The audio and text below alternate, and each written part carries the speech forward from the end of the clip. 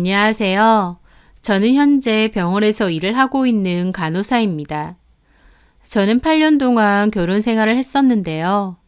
결혼할 때 가장 많이 들었던 말은 시집 잘 간다 였어요. 그때 당시엔 저도 그 말에 동의를 했고요. 왜냐면 그때 결혼을 약속했던 남자가 잘 나가는 성형외과 원장으로 돈을 정말 잘 벌었거든요. 돈 잘 버는 남편과 결혼해서 좋은 집, 좋은 차, 좋은 옷 입으며 여유 있게 살았습니다. 겉으로는 제가 참 좋아 보이겠죠. 하지만 제 속은 시커멓게 타들어갔다는 걸 아는 사람은 별로 없을 겁니다. 저희 친정 부모님마저도요. 저는 결혼 전 대학병원 간호사로 일을 했었습니다. 좀 힘들긴 해도 나름 직업의식을 갖고 열심히 일을 해오던 차에 동료 직원분 결혼식에 갔다가 그 남자를 알게 되었어요. 저는 그냥 가볍게 인사 정도만 했었던 걸로 기억하는데 그 남자는 저에게 관심이 있었나 봅니다. 결혼식에서 저를 보고 자기 스타일이라서 한눈에 반했다고 하면서 결혼했던 그 동료 직원에게 저를 소개시켜 달라고 했다더군요. 결혼식에 워낙 사람이 많았으니 저는 처음에 누군지 기억을 잘 못했어요. 그런데 그 동료 직원이 그러더군요. 받아봐요, 가연씨. 그 사람 잘 나가는 성형외과 원장이에요. 병원도 얼마나 크다고. 정말요? 나이도 어려 보이는데. 얼굴이 팽팽해서 그렇지 나이가 그렇게 적지는 않아요. 슬기 씨랑은 한 8살 정도 차이 날걸요? 그래도 관리 잘해서 그렇게 안 보이죠? 네, 한번 만나봐요. 우리 남편 지인분인데 남편 말로는 돈을 갈키로 쓸어 모은다더라고. 돈 번다고 결혼도 안 한 것 같아. 좋은 조건의 남자인데 저한테 한눈에 반했다고 소개해달라 하니 얼떨떨하기도 하고 저도 그때 딱히 만나고 있던 남자도 없던 참이어서 그렇게 연락처를 주고받게 되었어요. 그 남자는 비싼 외제차로 저를 데리러 왔고 근사한 곳에서 식사 후 드라이브도 시켜주더라고요. 본인 직업이 그래서 그런지 관리도 잘 돼 있고 피부도 좋았습니다. 머리숱도 빽빽했고요. 물론 나중에 알고 보니 머리는 탈모 때문에 모발 이식을 한 거라고 했지만요. 어쨌든 젠틀하면서도 유머 감각이 있는 그 남자에게 저는 홀딱 빠지게 되었고 결국 사귀게 되었습니다. 그 남자는 결혼을 빨리 하고 싶어 해서 만난 지 5개월 만에 결혼 준비도 하게 되었는데요. 아무래도 그 남자와 저희 집 형편이 차이가 있다 보니 부담스럽기도 했습니다. 하지만 의외로 시부모님은 저에게 뭔가를 바라지는 않으시더라고요. 시부모님은 형편이 평범하신데 남편이 돈을 잘 벌어서 시부모님께 용돈을 엄청 드린다고 했고 그래서인지 집안에서 남편의 입김이 제일 세다고 했어요. 그래서 남편이 저와 결혼하고 싶다 하니 시부모님도 저를 잘 받아주신 것 같기도 합니다. 그때 당시 그 남자는 마치 백마탄 왕자 같았어요. 왜냐면 주변에서 하도 시집 잘 간다, 이제 원장 사모님 소리 듣고 살겠다라는 소리를 해대니까 저도 마치 하늘 위를 걷는 것처럼 붕 떠 있었고 그 남자가 진짜 멋있게 보였거든요. 저에게 선물도 엄청 잘 사줬는데 다들 구경만 하던 값비싼 것들이었습니다. 나에게 잘하고 또 돈도 아낌없이 잘 쓰니 좋을 수밖에 없었어요. 그렇게 저희는 결혼을 하게 되었습니다. 그런데 결혼하고 3개월도 안 됐을 때였어요. 남편이 퇴근 후 샤워를 하고 있을 때 전화가 울려서 제가 대신 받았거든요. 그런데 웬 여자인 겁니다. 어떤 여자가 콧소리로 원장님, 어제 잘 들어가셨어요? 하길래 제가 깜짝 놀라서 누구시냐니까 바로 끊어버리더라고요. 샤워하고 나온 남편에게 이 여자 누구냐고 하니까 남편은 아무렇지 않은 척 폰을 쓱 보더니 개인적으로 연락하지 말라니까 라는 겁니다. 저는 황당해서 다시 물었죠. 누구야 이 여자? 한 번씩 가는 술집마다. 남편은 정말 대수롭지 않게 말했습니다. 말하는 투로만 보면 그냥 점심 먹으러 가는 밥집을 말하는 것처럼 아무렇지 않았죠. 술집? 어제 친구들 만난다고 했잖아. 남자들끼리 만나서 뭐해? 술 먹으러 가지. 근데 마담 있는 그런 데라고? 오. 남편은 뭐가 잘못됐냐는 식으로 멀뚱히 저를 쳐다봤고 저는 어이가 없었죠. 그럼 옆에 여자들도 있어? 술집 여자들? 있지. 뭐라고? 그런 데를 왜 가? 왜 가긴 그냥 술집인데 뭐. 술 따라주는 사람은 있어야 될 거 아니야. 손이 없어 발이 없어. 친구들이랑 놀러 갔으면 친구들끼리 따라주고 마시면 되잖아. 제 말에 남편은 기분 나쁘다는 듯 미간을 확 찌푸리더라고요. 자기야, 자기 말을 좀 험하게 하네? 나 그런 거 안 좋아해. 좀 부드럽게 말을 할 수 없어? 남편하고 남편 친구들은 손이 없냐니. 나이도 훨씬 어리면서. 지금 그게 중요한 게 아니잖아. 사회생활 하다 보면 그런 데 갈 수 있어. 무슨 큰일이라고 호들갑이야. 여자 있는 술집에 갔는데 그게 아무것도 아니야? 제 말에 남편은 코웃음을 치더라고요. 자기야, 자기도 사회생활 안 해본 거 아니면서 왜 그래? 남자들 이런 데 다 가. 의료기기 사원들이 접대해 줄 땐 맨 데리고 가는 데가 이런 술집이고. 진짜 몰라서 그래? 남편은 도리어 제가 이해 안 된다는 듯 쏘아붙이고 나갔습니다. 남편의 너무 뻔뻔하고 당연하다는 태도에 제 말문이 턱 막히더라고요. 그런데 그 일은 시작일 뿐이었습니다. 살아보니 제 남편 완전 유흥 중독이더라고요. 일주일에 3, 4회는 친구들 만나러 간다거나 술자리가 있다고 했는데 갔다 하면 그런 술집을 가는 것 같았습니다. 그것도 엄청 다양하게요. 그런 술집에서 여자들이 가만히 앉아서 술만 따라주겠나요? 그 안에서 온갖 추접스러운 짓은 다 하고 오겠죠.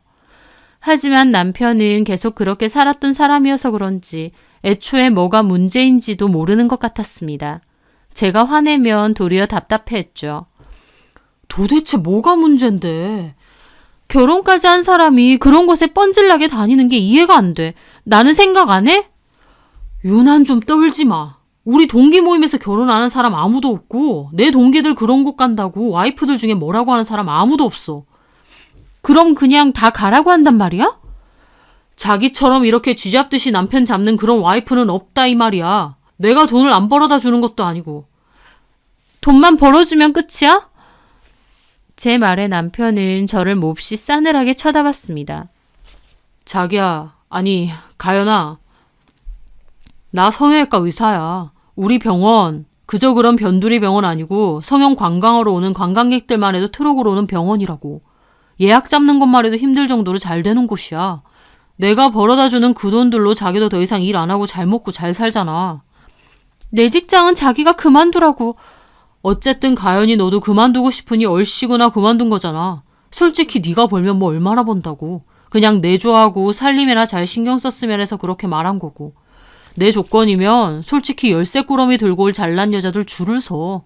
근데 내가 왜 자기를 선택했겠어. 연애 때부터 착하고 이해심 많고 배려심 많고 그런 모습이 좋아서 손해라고 할지언정 자기랑 결혼한 거야. 근데 결혼해보니 이게 뭐야. 하루가 멀다 하고 바가지나 긁고. 내가 바가지나 긁히려고 자기하고 결혼한 게 아니잖아. 내가 벌어오는 돈으로 자기는 그전까지 해보지 못한 것들 다 누리고 살지 않아? 그러면 이런 것도 감수해야지. 나이가 마냥 어린 것도 아닌데 내가 다 설명을 해줘야 돼? 남편의 말에 저는 입이 뜨악했습니다. 저를 무슨 철없는 학생이라도 가르치는 듯 또박또박 그것도 한심하다는 표정으로 저 소리를 해대는데 그 순간 알겠더라고요. 저 남자가 왜 저랑 결혼한 건지요. 저 남자는 결혼이라는 게 필요는 했는데 총각 때처럼 노는 것도 필요했던 것 같았어요. 그렇게 놀아도 별 탈 없고 문제 제기도 안 할 만만한 여자를 찾았던 것 같은데 그게 아마 저였던 것 같습니다. 한마디로 남편은 자기가 뭔 짓을 하고 다녀도 기분 나빠하지도 말고 그냥 그러려니 하라 이거였습니다. 무늬만 부부지 이건 부부가 아니었어요. 어느 아내가 남편이 저러고 다니는데도 찍소리도 못하고 가만히 있어야 하나요? 남편의 저 말을 들었을 때 저도 너무 화가 나서 이럴 거면 결혼 왜 했느냐 그만하자 그랬죠. 하지만 저희 부모님께 말씀을 드렸는데 저희 부모님은 제 편이 아니었어요. 남자들 사회생활 하다 보면 다 그런다며 더 별 볼 일 없는 남자들도 그런데 잘만 가는데 진서방 정도면 얼마나 잘난 남자냐면서 그냥 저보고 참고 살라고 했던 거죠. 저는 저희 부모님에게도 너무 실망했습니다. 저희 아빠는 행정복지센터에서 공무원으로 평생 일하셨고 엄마는 전업주부셨는데요. 없이 산 것도 아니지만 그렇다고 풍족하게 산 것도 아니었어요. 그냥 평범한 집안이었죠. 그런데 부모님은 제가 그 남자와 결혼한다고 하니 몹시 기뻐하셨습니다. 돈 잘 벌고 그럴듯한 사위를 두신 게 자랑스러우셨던 거죠. 결혼하고 얼마 안 돼서 아빠 생신이셨는데 남편이 500만 원이 넘는 안마의자를 바로 보내드리더라고요. 역시 통이 다르다며 부모님도 엄청 좋아하셨어요. 게다가 주변에다 자랑하기도 좋으셨던 거겠죠.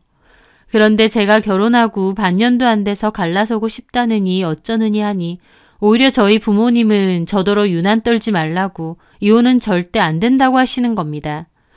참 외롭더라고요. 그래도 저희 부모님이 제 마음을 조금은 알아주실 줄 알았는데 단호하게 이혼은 안 되고 남들 다 그러고 사니까 참고 살라고 하신다는 게요. 돌아갈 곳이 없다는 게 이런 거구나. 제 처지를 여실히 알게 된 거였죠. 남편이 저에게 대놓고 자기가 하고 다니는 짓에 대해서 신경 쓰지 말라고 엄포를 놓았는데도 저를 면전에서 개무시하는 행동인데도 저는 이혼하자고도 못했습니다. 그래서 남편에게 말을 했습니다. 이혼은 안 하겠다. 당신이 그런 업소 다니는 것도 터치 안 하겠다. 다만 업소에서 여자들 만나는 건 괜찮지만 절대 따로 내연녀를 만들지는 말아라 라고요. 솔직히 제가 저렇게 말한다고 남편이 제 말을 고지곧대로 듣겠나요? 그냥 제 딴에는 자존심 때문에 저렇게라도 말한 거죠. 남편은 알겠다며 자기가 업소에서는 만나도 밖에서 따로 여자를 만들거나 하는 일은 하지 않겠다면서 하나마나한 약속을 했습니다.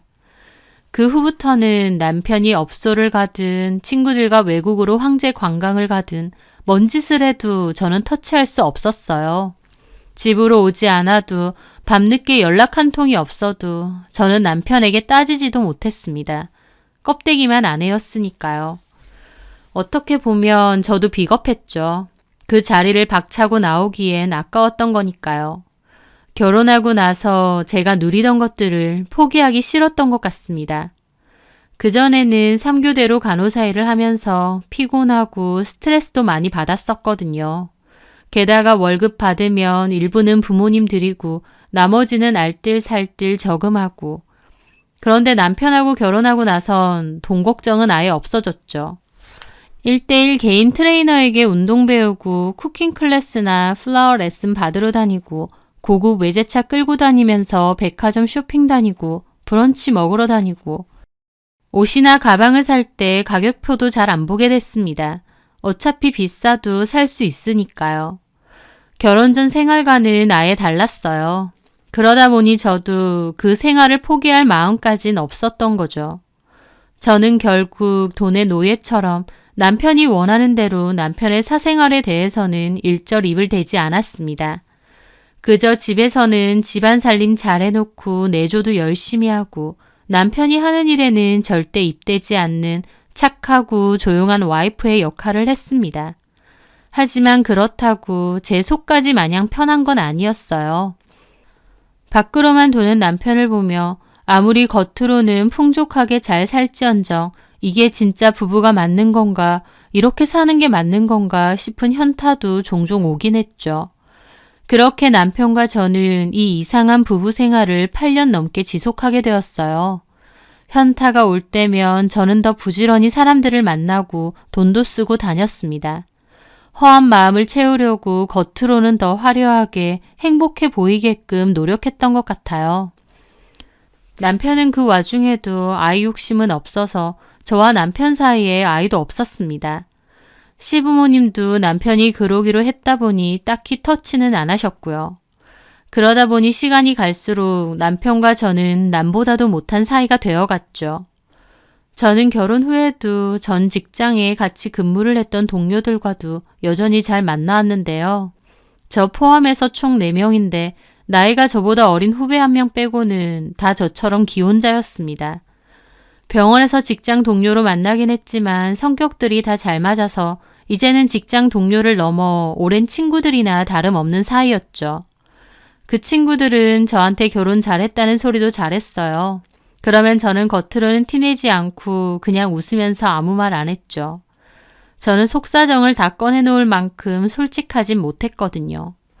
그런데 그중 결혼을 안 한 후배 한 명은 유달리 제 남편 얘기를 많이 했습니다. 나도 가연 선배 남편분 같은 사람만 있음 당장 병원 때려치우고 결혼하고 싶다. 그래서 제가 우스갯소리로 그랬죠. 그럼 슬기 네가 데리고 살래? 제 말에 후배는 눈을 반짝이더라고요. 진짜요? 그래도 돼요? 딴 말하지 마세요 선배님. 딴 말 안 해. 데리고 가.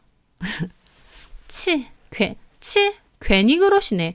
근데 선배님, 이 가방 새로 사신 거예요? 이거 엄청 비싼 거잖아요. 게다가 돈이 있어도 못 사는 거라면서요. 아무한테나 안 팔아서? 혹시 선배 이 브랜드 VIP예요? 아, 나 아니고 우리 남편이 그 브랜드를 좋아해. 어머, 진짜요? 대박이다. 그래서 선배 남편분이 사주신 거예요? 저는 떨떠름한 기분을 물리치고 애써 웃으며 말했죠. 신상이라고 하나 사주더라고. 직접 사오신 거예요? 와, 진짜 멋지다. 후배는 제 가방을 한참이나 들여다봤어요. 하지만 저는 입이 참 쓰더라고요. 왜냐고요? 남편은 그 브랜드에서 가방이나 지갑, 스카프 등을 잘 샀어요. 제 것이냐고요? 아니요.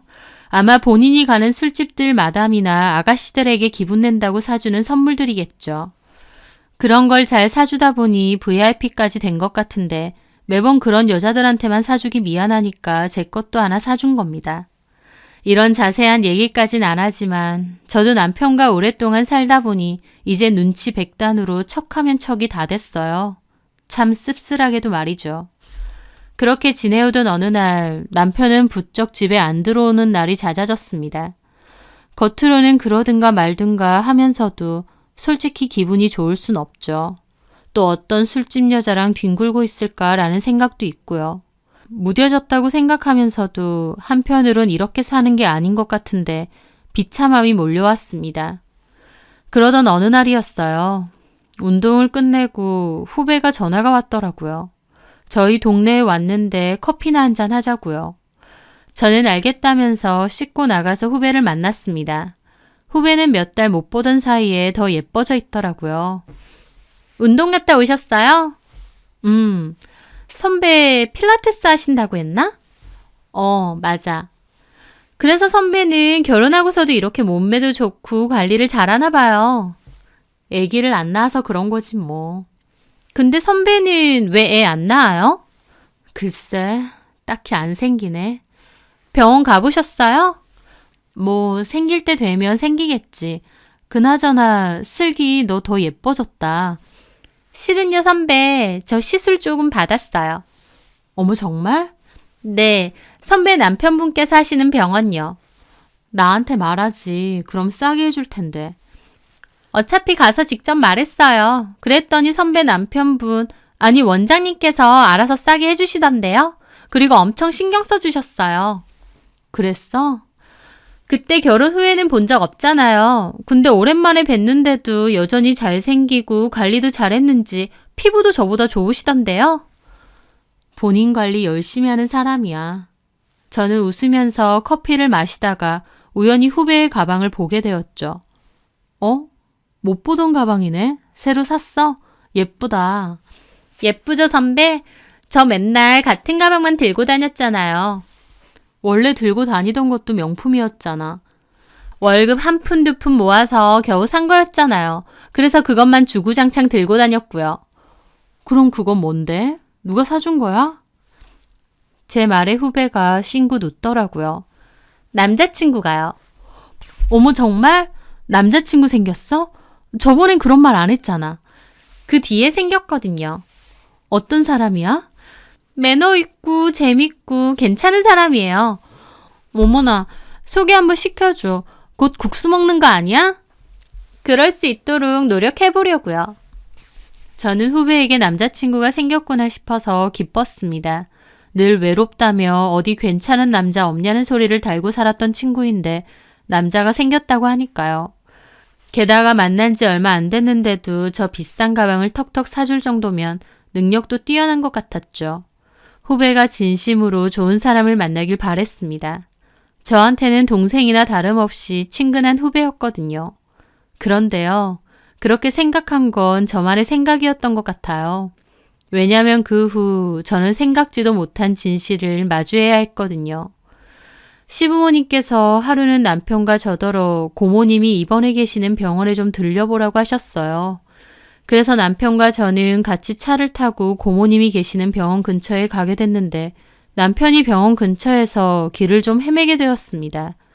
그래서 조수석에 있던 제가 급하게 남편 폰에 있는 모바일 내비게이션으로 병원을 찾아보게 되었어요. 그런데 내비게이션 검색창 밑에는 자주 찾는 주소들이 찍혀 있는데요. 그중 하나가 유독 눈에 띄더라고요. 주상복합 오피스텔이었는데 그곳은 제가 아는 곳이었습니다. 바로 친한 후배인 슬기가 사는 곳이었기 때문이죠. 부모님 댁에 살다가 독립을 했다고 했었고 저와 동료들도 집들이 겸 찾아간 적도 있었어요. 제가 공기청정기 선물한다고 그 주소로 택배를 보낸 적도 있었고요.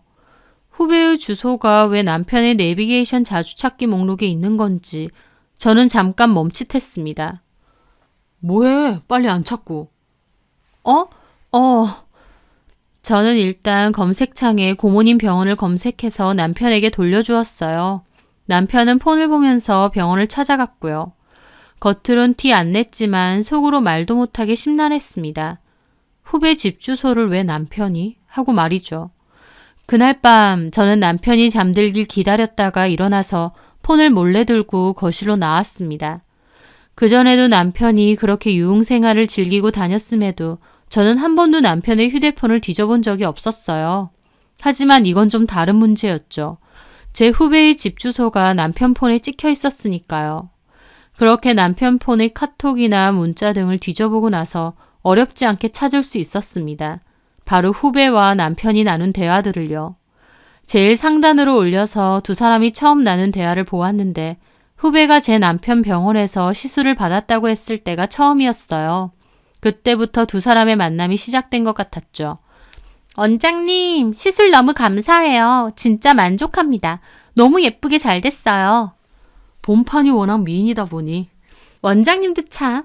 원장님, 혹시 따로 시간 나실 때 제가 커피라도 한 잔 사고 싶은데 괜찮으세요? 시술한 거 너무 마음에 들어서요. 저는 커피는 잘 안 마십니다. 술 팔아서.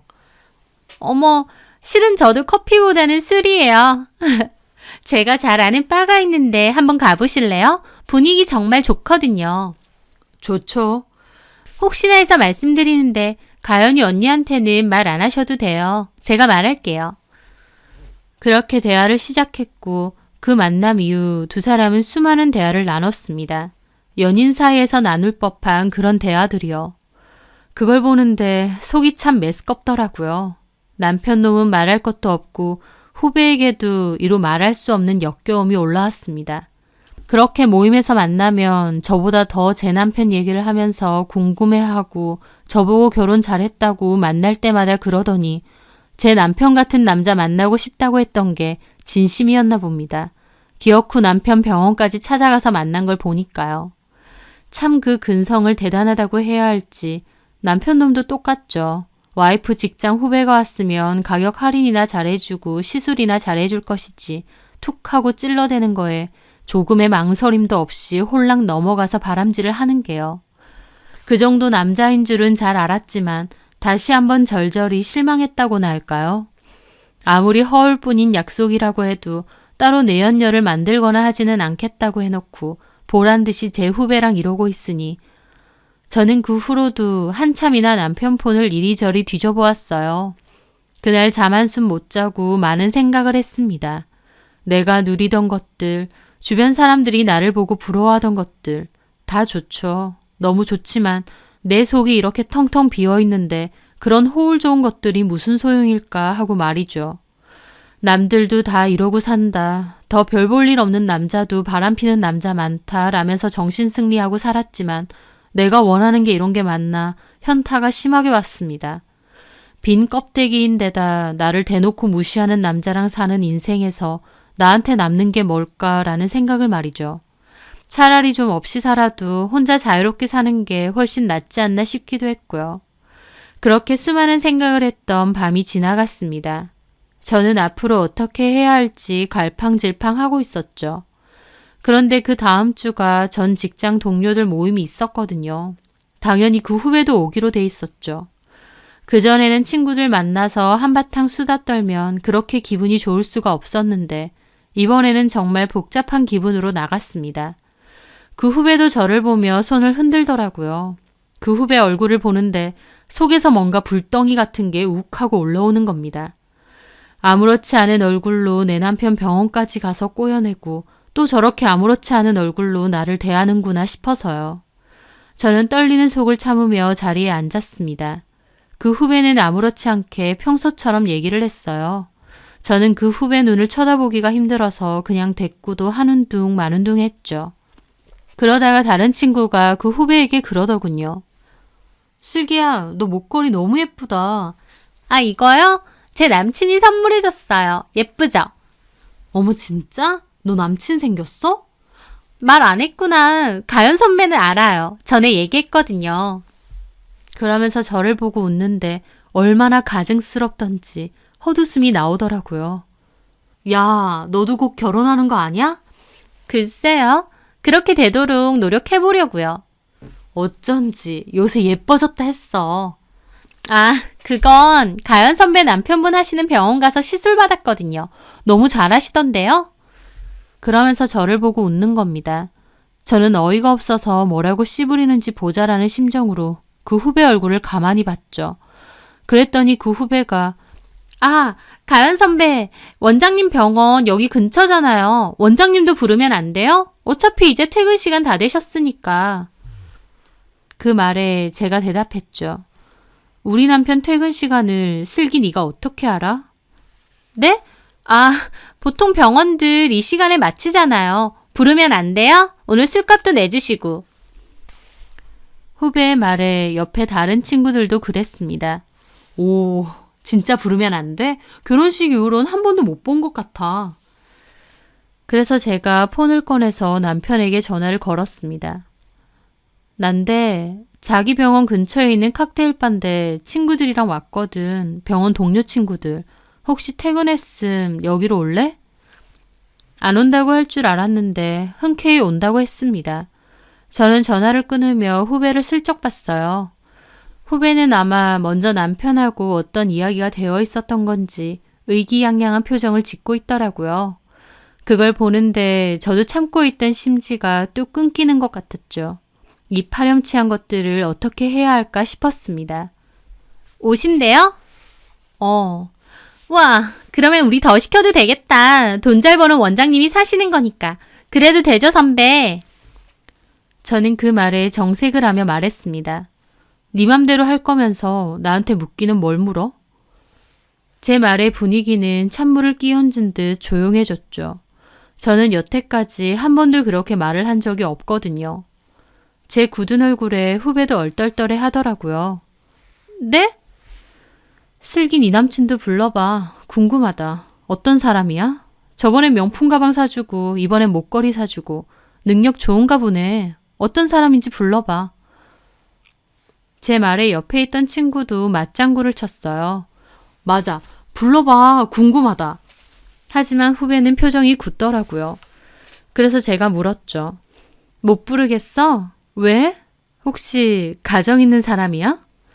저는 웃으면서 그렇게 물었고 옆에 친구들은 깜짝 놀라서 저를 당기더라고요. 왜 그래 슬기한테? 아니, 내가 들은 게 있어서. 슬기야, 내가 너 전 직장 선배이자 인생 선배로 말하는데 가정 있는 남자 만나고 다니지 마. 왜 그러고 살아? 내연녀 딱지 달고 사는 게 좋아? 제 말에 친구들도 놀라서 후배를 쳐다봤죠. 후배는 얼굴이 빨개져서 저를 노려보더라고요. 무슨 소리 하세요? 무슨 가정 있는 남자요? 맞잖아. 아니면 불러보든가. 아, 부를 필요 없나? 이미 오고 있어서? 그게 무슨 소리야? 얘 우리 남편이랑 바람났어. 작정했는지 아예 우리 남편 병원 가서 시술 받으면서 커피 마시자고 카톡 보냈더라. 우리 남편 좋다고 거기 넘어갔고 날짜 보니까 한 석 달은 넘은 것 같아. 그 말에 친구들 입이 떡 벌어져서 슬기를 쳐다봤죠. 진짜야? 야, 이슬기, 너 가연이 말이 진짜야? 후배는 당황해서 아무 말도 못하더라고요. 제가 이렇게 다 알고 있을 줄은 몰랐겠죠. 아무것도 모르는 무지랭인 줄 알고 제 앞에서 살살 놀렸던 것 같더라고요. 야, 진짜냐고! 이거 말 못하네. 진짠가 봐. 뭐 이런 미친년이 다 있어. 허구한 날 가연이한테 선배 부러워요 이지랄 하더니 진짜 가연이 남편한테 꼬리 쳤다고? 친구들은 저보다 더 열받아서 따져주더라고요. 빨리 맞는지 아닌지 말하라고 다그치면서요. 그 후배는 당황한 얼굴로 눈알만 굴려대다가 오히려 뻔뻔하게 말하더군요. 맞다면 어쩔 건데요. 저는 코웃음만 났습니다. 그래요. 나 원장님이랑 만나요. 근데요, 선배. 들어보니까 선배 완전 원장님하고 남하고 다를 것 없다면서요? 잠도 안 잔다고 하던데요? 그게 무슨 부부예요? 인연이 미쳤나? 야, 잠을 자든 말든 네가 뭔데 남의 남편하고 놀아나? 노란한 거 아니거든요? 원장님이 선배랑 헤어지고 저랑 살고 싶다고 했거든요? 솔직히 저도 원장님 좋아요. 원장님이 원한다면 같이 살고 싶고요. 이혼 될 때까지 기다려줄 수도 있어요. 솔직히 선배도 그래요. 원장님한테 정도 없으면서 원장님 돈 아쉬워서 옆에 붙어 있는 거죠? 왜 그러고 살아요? 나 같으면 자존심 상해서라도 그렇게 안 살아요. 이게 진짜 미쳤나? 야, 너 병원에다가 이 사실 다 꼰질러 줄까? 꼰질러요. 살려도 아실 거 없어요. 그러면 나 원장님 병원에 취직할 거예요. 잘 됐죠 뭐. 원장님 매일 보고. 후배는 제 친구들이 합세해서 따지니까 도리어 제 약을 올리더라고요. 막상 본색을 드러내니 정말 저질스러운 인간이었죠. 하지만 저는 담담하게 웃으며 말했습니다. 근데 슬기야, 지금 병원에서 잘려도 원장님 병원은 못 갈 거야. 제 말에 친구들과 후배가 어리둥절한 얼굴로 저를 쳐다보더라고요. 저는 말했죠. 왜냐면 그 병원에는 이미 너보다 오래된 다른 내연녀가 있거든. 그 말에 후배는 눈이 동그래지고 친구들도 이게 무슨 일인가 싶어 서로를 쳐다보더군요. 저는 폰에서 여자 사진을 꺼내 보여주며 차분하게 말했습니다. 상담실장이야. 너 병원 갔을 때도 봤을 것 같은데 네 시술도 이 사람이 상담해줬을 거야. 참 친절하고 싹싹하지? 내 남편하고 2년 정도 된 것 같아. 처음 상담실장으로 와서 나한테 인사했을 때가 그땐데 처음부터 그럴 줄은 몰랐네. 어쩌면 그전부터 알고 지낸 사이인가? 후배는 완전 썩은 얼굴로 저를 쳐다보더라고요. 이 여자랑 또 원장님이 만난다고요? 그것뿐이겠니? 내가 모르는 여자들이 한둘이겠어. 게다가 우리 남편 완전 술집 죽돌이야. 연락하는 마담만 해도 몇 명인데 완전 유흥계의 큰 손이거든. 뭐 너한테도 그렇게 말했나 보네. 나랑 헤어지고 너랑 결혼하고 싶다고. 단골 레퍼토리야. 웬만한 여자들은 내 남편한테 받아먹을 것만 받아먹고 그런 말 안 믿어. 딱 봐도 뻔하잖아. 근데 너는 좀 순진한 구석이 있나 보다. 저는 폰에 상담실장 사진을 보여주며 말했죠. 근데 이 여자한테는 좀 진심인 것도 같아. 한 여자를 2년까지 만난 적은 없는 것 같은데 잘 질려하거든. 나는 이미 학됐어. 네 말 맞다나. 나 우리 남편한테 정 없고 돈만 보고 살아. 그러니까 내 다음 자리는 이 상담실장 여자하고 잘 얘기해봐. 뭐 순번을 나눠 가지던지. 이 여자 먼저 하고 기다렸다가 그 다음에 너 가지면 되겠다. 제 말에 후배는 얼굴이 하얗다 못해 새파랗게 질렸습니다. 왜 놀래? 너 진짜 순진하게도 내 남편이 너를 진심으로 사랑한다고 생각해? 그 인간은 진심이라는 게 없어. 그냥 치마만 두르면 다 오케이야. 네가 대단한 매력을 가지고 남의 남편 뺏었다고 생각하면 그건 착각 중에도 완전 착각. 왜냐면 내 남편은 어떤 여자가 오든지 다 환영하거든. 늘 바람 피울 준비가 되어 있는 쓰레기지. 인간 쓰레기. 제 말에 후배는 손까지 부들부들 떨더라고요. 저는 코웃음 쳤습니다. 사실 그때 후배와 남편의 카톡을 뒤져봤을 때 남편 폰에서 상담실장과 나눈 톡도 보게 되었거든요. 두 사람도 일반적인 관계가 아니더라고요. 후배도 후배인데 저 병원 갈 때마다 생긋생긋 잘 웃던 그 상담실장도 제 남편하고 그렇고 그런 사이라고 하니 저는 또 한 번 더 뒷목 잡았죠. 내가 이것보다 더 받을 배신이 있나 싶을 정도로요. 그래서 저는 두 사람의 대화, 사진 전부 다 제 폰으로 옮겨놨습니다. 언젠가는 쓸 날을 기다리면서요. 제 말이 끝나자마자 남편은 가게 안으로 들어왔어요. 저를 보고는 손을 흔들며 저희 테이블로 다가왔는데 막상 오고 나서는 분위기를 보고는 멈칫하더라고요. 저 그리고 친구 2명도 정말 쓰레기 보듯이 보고 있었고 그 후배는 정말 남편을 씹어 먹기라도 하듯 화가 나서 노려보고 있었거든요. 남편은 움찔하더니 태어난 척 말하더군요. 안녕하세요. 오랜만에 뵙네요. 그러더니 저를 보는 겁니다. 뭐야, 사람 불러놓고 분위기 왜 이래? 그래서 제가 말했습니다. 슬기 얘가 부르자고 했어. 당신이 보고 싶었나 봐. 어? 그 말에 남편은 당황한 얼굴로 후배를 봤는데 후배 걔가 일어나더니 갑자기 남편 싸대기를 있는 힘껏 날리는 겁니다. 남편은 무방비 상태로 있다가 그대로 싸대기를 맞고 바닥에 철푸덕 넘어졌어요. 거기 있던 주변 사람들 다 쳐다봤죠. 남편은 뺨 맞고 놀라서 화를 냈습니다. 뭐 하는 짓입니까? 병원에 그 상담실장 기집애하고 2년 동안 만났다고? 그래놓고 나한테 왜 이혼하고 올 테니 기다리라고 해? 뭐? 네가 기다리면 이혼하고 온다며, 이 개새끼야. 그러면서 후배가 갑자기 남편 머리채를 잡았어요. 저도 후배가 그렇게까지 폭주할 줄은 몰랐습니다. 후배가 남편 머리채를 잡자 남편은 몹시 당황하면서 손대라고 악을 쓰더라고요. 야, 안 놔? 미쳤나 이게 진짜. 못나 이 새끼야. 나라고. 이거 다 이식한 건데. 야! 남편은 한 올 한 올 이식한 머리카락이다 보니 머리카락을 굉장히 아끼는 편이었거든요. 그런데 그걸 슬기가 붙잡았는데 강제로 슬기를 떼어버리면 머리털까지 뽑힐까봐 이러지도 저러지도 못하더라고요. 그러더니 남편은 갑자기 슬기 뒷머리를 콱 잡는 겁니다. 야, 나라고 했어. 네 머리도 다 뽑아줘? 저나 친구들은 그 모습을 어이없게 보고 있었습니다. 두 사람은 가게에서 육탄전이 벌어졌어요. 슬기는 정말 남편 머리털을 다 뽑아놓을 기세로 절대 안 놔줬고 남편 역시 슬기 머리를 당기면서 놓으라고 악을 썼어요. 결국 직원들이 달려와서 두 사람을 겨우 떼어놓고 가게 밖으로 데리고 나갔습니다. 저와 친구들도 가방 챙겨서 복도로 따라 나갔죠. 남편과 슬기는 복도에서 한바탕 싸웠습니다. 아우, 저 미친년이 진짜. 내 머리. 야, 이 새끼야. 너 이혼한다며. 이혼하고 나랑 산다며. 내가 돌았냐? 이혼하고 너 같은 년이랑 살게? 적당히 데리고 놀아주니까 네가 뭐 있는 줄 알아? 아, 진짜 내 머리. 뭐 이 새끼야? 두 사람은 다시 난리가 났고 직원들이 겨우 말렸어요. 남편은 놓으라고 하더니 그대로 계단으로 내려가 버리고 후배에게는 바닥에 주저앉아 펑펑 울었습니다. 친구는 걔에게 가방을 집어던지듯 줬어요. 꼴 좋다 아주. 그리고 저는 친구들과 함께 우는 후배를 놔두고 그곳을 떠났습니다. 밖으로 나와 저는 친구 차를 타고 근처의 다른 술집으로 갔어요. 저는 친구들에게 제 속마음을 털어놓으며 펑펑 울었습니다. 여태까지 참고 참아서 그런지 한번 터져나오니까 멈출 수가 없더라고요. 친구들은 저에게 어떻게 하고 싶냐고 했어요. 저도 그동안 고민을 참 많이 했습니다. 여태까지 누리던 생활들, 이렇게 이혼하고 나면 다시는 못 누리고 살겠죠.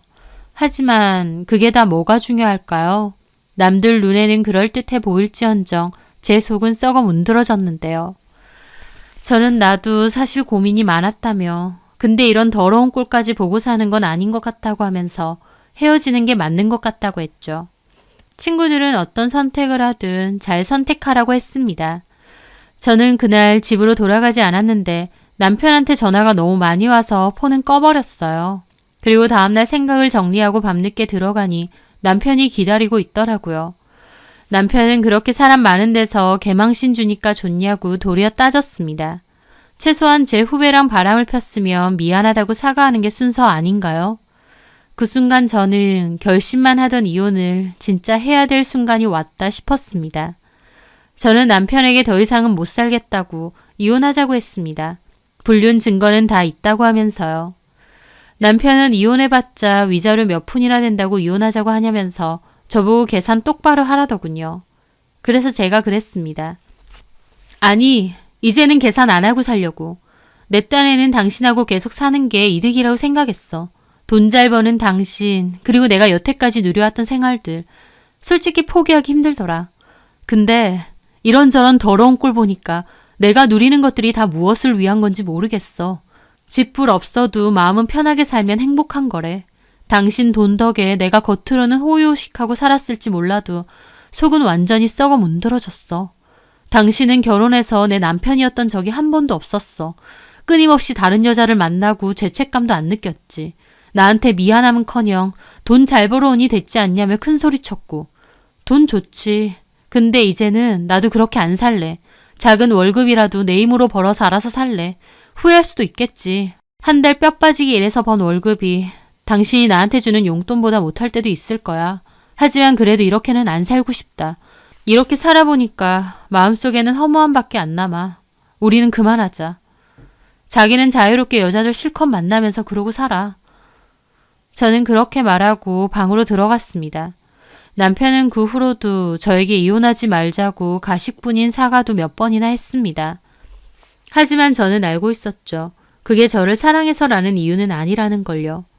그저 사회적 위치 때문에 결혼은 유지하고 싶은데 본인 사생활을 군소리 안 하고 내버려두는 저 같은 여자를 그냥 두고 싶은 것 같았습니다. 그걸 알기에 저는 더 단호하게 그만두기로 했죠. 변호사 사무실을 찾아갔고 저는 세 사람을 상대로 상간소송을 진행하기로 했습니다. 더불어 남편이 협의 이혼을 안 해주면 이혼 소송도 하기로 했어요. 결혼 생활이 8년 정도 되었고 집안일은 제가 전담해서 했기 때문에 재산 분할도 반까진 아니어도 꽤 높은 수준으로 받아낼 수 있을 것 같다고 했습니다. 그렇게 남편에게 이혼에 대한 확고한 의지를 내비치자 남편은 결국 알겠다고 이혼하자고 하더라고요. 다만 자기한테 소송 걸지 말라고 하면서 책정되는 재산 분할과 위자료보다 더 큰 금액의 돈을 주겠다고 합의를 하자고 했어요. 저도 변호사와 상담 끝에 그 편이 나은 것 같아서 그렇게 하기로 했습니다. 그런데 남편은 그 와중에 자기 것과 상담실장 상간소송은 취하해도 그 후배를 상대로 하려고 했던 상간소송은 진행하든지 말든지 알아서 하라더군요. 남편도 그 후배에게 머리 뜯긴 이후로는 완전 질렸다면서요. 참고로 그 상담실장은 일을 너무 잘해서 잘리면 안 되니까 취하해달라고 했습니다. 참 어이가 없었지만 저도 그쯤 되니 이 인간한테 돈만 제대로 받아내면 된다 싶어서 남편 요구대로 남편과 상담실장 소송은 취하해줬습니다. 대신 지급될 위자료 2배에 달한 돈을 받기로 했고요. 하지만 그 후배에게는 상간소송을 그대로 진행했습니다. 그 후배도 그 사실을 알고 왜 나만 소송하느냐 난리를 쳤대요. 참고로 여전히 그 병원에 다니는 동료 말로는 병원에까지 아름아름 소문이 다 나서 손가락질 하는데도 꿋꿋이 병원에 다닌다고 했습니다.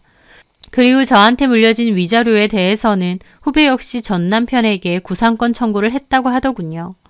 지들이 싸우던지 지지고 볶든지 제할 바는 아닌데 그 두 인간들도 참 그 끝이 지저분한 것 같더라고요. 저는 그렇게 남편에게 재산 분할과 위자료를 받아내고 끝을 냈습니다. 참 허무하기도 하면서도 또 홀가분하기도 하더라고요. 그 돈은 제 남은 삶의 미천이 될 테니 통장에 잘 넣어두고 저는 친구의 소개로 한 병원에 들어가게 되었습니다. 그곳에서 저는 다시 일을 시작했죠. 병원 일은 여전히 힘들고 스트레스 받을 때도 있지만 그래도 보람될 때도 많고 제 스스로 노력해서 번 돈이다 보니 뿌듯할 때도 많습니다. 예전에 그 여유 있고 한가롭던 생활이 아예 생각 안 나진 않죠. 하지만 그때로 돌아가고 싶지는 않아요. 자존심도 다 내팽개치고 얻은 부유함과 여유로움은 저에게 허무함만 주었으니까요. 저는 앞으로도 제일 열심히 하며 제 스스로를 건사하며 그렇게 살려고 합니다. 8년 결혼 생활에서 그래도 넉넉하게 받아낸 위자료와 재산분할 금액이 있으니 이 정도면 지난날의 마음의 상처도 어느 정도는 보상받았다 생각하고요. 가끔 남편 놈에게 진심은 있었을까 생각도 듭니다. 아마 없을 겁니다. 여자를 다 돈으로만 보는 그런 인간이니까요. 돈도 잘 벌고 원한다면 언제든지 만나줄 여자들이 있으니 잘못한 것도 모르고 저러고 살겠죠. 물론 이제는 저와 남남이라서 어쩌고 살든지 제할 바는 아닙니다. 그냥 그 인간은 계속 그러고 살겠구나 싶은데 참 가슴이 답답하더니 이혼하고 남남이 되니 아무렇지도 않네요. 비로소 늘 마음을 짓눌리던 무언가에서 해방된 기분입니다. 허울 좋은 삶보다는 제 스스로의 마음을 들여다보고 소소해도 제 스스로 뭔가를 성취하고 다독여가며 사는 게 더 좋은 게 아닌가라는 생각이 문득 드네요. 제 사연 들어주셔서 감사합니다.